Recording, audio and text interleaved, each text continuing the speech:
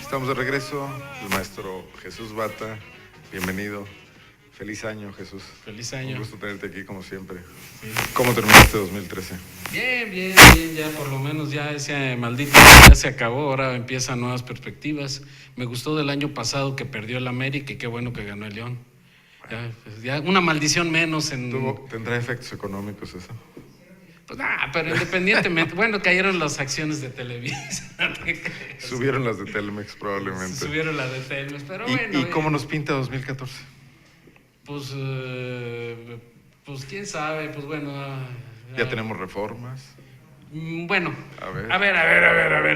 Yo creo que se va a poner bien. Para empezar, ¿cómo se llama? ¿Cómo se va a comportar la economía mundial? Tomando en cuenta que la economía mexicana es una de las más abiertas del mundo, el primer análisis que se tiene que hacer, cómo va a estar el mundo, la economía mundial en el año que entra. Haciendo un análisis FODA, fortalezas, debilidades, oportunidades y amenazas. ¿Cuál es la fortaleza de México? En México tiene dos opciones. Una de ellas es aprovechar el crecimiento económico que se va a dar en las naciones desarrolladas. Si tomamos en cuenta, 2014 va a ser un año muy parecido al 1993. En aquel entonces llegó a su parte más alta el crecimiento de Japón y después vino el desplome. O sea, 2 décadas atrás. Sí, se repitió ese mismo cuando eran los tigres asiáticos y Corea del Sur, también tuvo su caída, también tuvieron un tiempo de recesión y parece que este año le toca a la India y a China. Ya llegaron a tener rendimientos decrecientes en los últimos 3 años, el nivel de competitividad está cayendo. Llegó a tener una serie de prácticas en las cuales subcontrataba en forma escondida en Indonesia, en Pakistán y en Vietnam, pero ya parece ser que los pusieron en orden el año pasado en Estados Unidos. ¿Qué se prevé? Va a haber un crecimiento alrededor del 3% en la economía de Estados Unidos, de la Unión Europea, de Japón, de Corea del Sur, básicamente. Va a seguir la caída tanto en productividad como en crecimiento en cuanto a lo que es China, India, Sudáfrica, Brasil y los demás BRICS. ¿Qué significa para México? Pues a México le conviene que crezca Estados Unidos. ¿Por qué? Pues porque está tan entrelazada ambas economías, por lo menos a las empresas exportadoras pueden influir al crecimiento. Hay que tomar en cuenta que es muy probable que el dólar gringo se devalúe muy fuerte ahí por los meses de junio y julio. Hay que tomar en cuenta que una devaluación... O sea, que el peso se revalúe. Se va a devaluar el dólar y el peso junto con el dólar. O sea, frente al euro o a las monedas china y japonesa. A las monedas chinas. Al yen. Al yen se va a devaluar. ¿Por qué? Porque hay un exceso de 4.5 billones de dólares que en los últimos 5 años se han metido a las economías y las bancas centrales que originalmente los habían demandado ya están canalizándolos y los está recibiendo la Reserva Federal. Y por otro lado, llegó a la Reserva Federal, en el mes de enero va a tomar posesión una keynesiana muy famosa. ¿Cuál va a ser su tipo de política? Pues ahorita va a ajustar, o sea, es de la escuela... ¿Quién es? ¿Cómo heterodoxa. se llama? ¿Mandé? ¿Recuerdas su nombre? Es que no me acuerdo el maldito nombre, pero bueno, tarea para la próxima clase, les traigo la nueva titular de la Reserva Federal. Sí, va a ser una nueva titular, era de los ortodoxos, en lugar de Ben Bernanke. ¿Mandé? En lugar de Ben Bernanke. Sí, ya él sale, ya ocasionó demasiados daños, ahora le toca a una economista heterodoxa que le interesa poner en orden la parte monetaria. Le conviene a Estados Unidos, tomando en cuenta que este año también el gobierno de Obama va a iniciar un periodo del reincremento de la manufactura, lo cual le conviene a México. Entonces yo creo que va a ser por el lado de las exportadoras, va a tener un crecimiento México, le va a repercutir en 1.5 al 2% adicional al que tiene. Pero el crecimiento... O sea, no se repetiría 2013 con esa baja tan fuerte del crecimiento que se preveía. No. Apoderarse bueno, hay 2 puntos de que se aplacen lo que es tanto la devaluación como el crecimiento a nivel de la economía mundial, sí se puede dar ese caso. Ahora, En el otro, la debilidad, si acá es la debilidad es el tiempo, la debilidad en cuanto al mercado interno va a ser el problema. ¿Por qué? Son aproximadamente 65,000 millones de pesos que va en infraestructura del presupuesto público. En total van a sumar 700 mil millones de pesos adicionales que se van a gasto social. Y ya el gobierno aprendió a gastar, ahora sí, a diferencia de 2013. ¿Quién sabe? Hay una cuestión. Tienen que gastar. Ya leyó los contratos, ya sabe cómo emitir los cheques. En 2015 hay elecciones. Sí, sí va a funcionar, pero aquí hay un punto que yo pongo. En muchas ocasiones se piensa que haciendo una política expansionista se tienen resultados. Hay que recordar, por ejemplo... Pero con que se gaste lo normal, ¿no hay por qué ser expansionistas? En 2013 se gastó de menos. Hay elementos... No, se gastó... aparte, hubo una superdeuda de tiempo de Calderón que se pagó el año pasado, pero bueno, quítalo. Ya no hay esa deuda, hay 700 mil millones adicionales. La estructura de intermediación del gasto público es muy corrupta. Que lo digas. Okay, entonces, en todos los indicadores del mundo como una de las naciones más corruptas. Entonces, en este caso, si hay muchos residuos, si hay muchos drenajes en los puntos intermedios de donde se tiene que llegar al gasto de escuela, a la cruzada alimentaria, ahí puede ser un freno muy fuerte, no sé de qué porcentaje, es muy difícil evaluar. Ahora, es muy probable...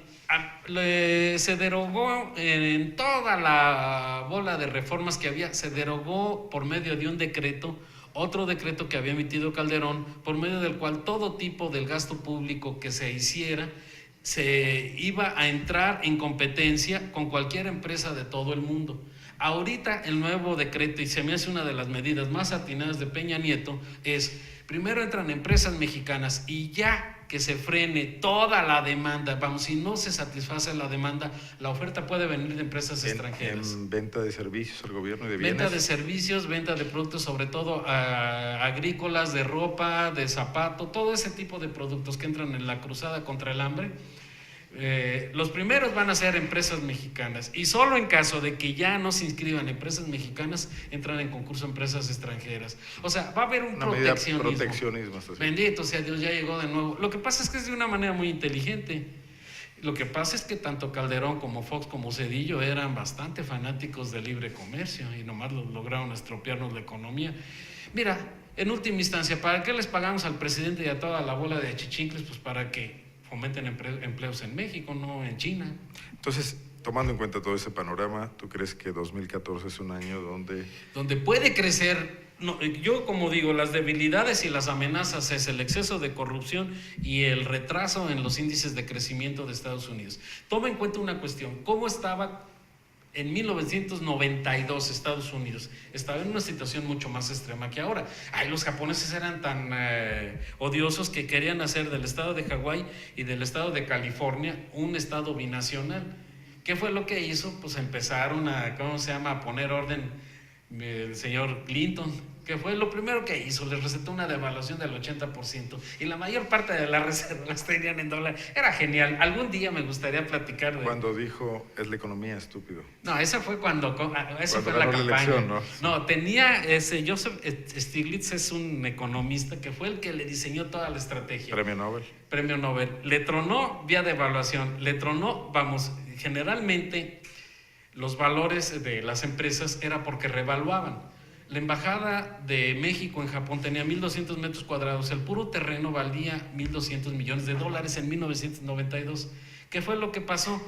Les alquiló las Islas Kurils, Estados Unidos, a los rusos que se estaban muriendo de hambre y se las dejó sin ningún tipo de restricciones taoístas. O sea, que podían escribir, desplomó el precio de los inmuebles y tronó la economía. No, fue una mega un día no la estrategia, sí, es genial, pero bueno, en fin. A ver, y Guanajuato, Jesús. Guanajuato, Dios mío. El año pasado no nos fue tan mal. Guanajuato creció un poco más que el resto del país o se frenó menos el crecimiento. Pues más que se Las frenó armadoras menos, sí. Ya están más avanzadas, Mazda y Honda ya estarán en sus últimas etapas.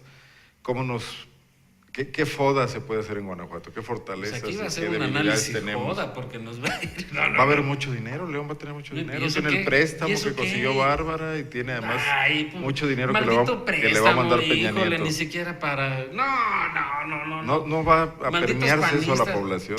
Mira, si haces un análisis riguroso... La segunda y la tercera etapa del CID no impactarán. Va a haber obra pública, etcétera. No. Nada de eso. No, si haces un análisis... No repuntará de la popularidad de Bárbara, que hoy vimos que Pues es la quieren 70%. tronar, la quieren tronar. Pero bueno, a ver, vamos sobre el análisis técnico. Yo no soy especialista en popularidad ni en sociales. A ver, vamos aquí. ¿Qué es la cuestión? Si haces rigurosamente el análisis de Fish sobre León o Standard & Poor's, cualquiera de los dos, podía tener un crédito de más de 5,000 millones de pesos.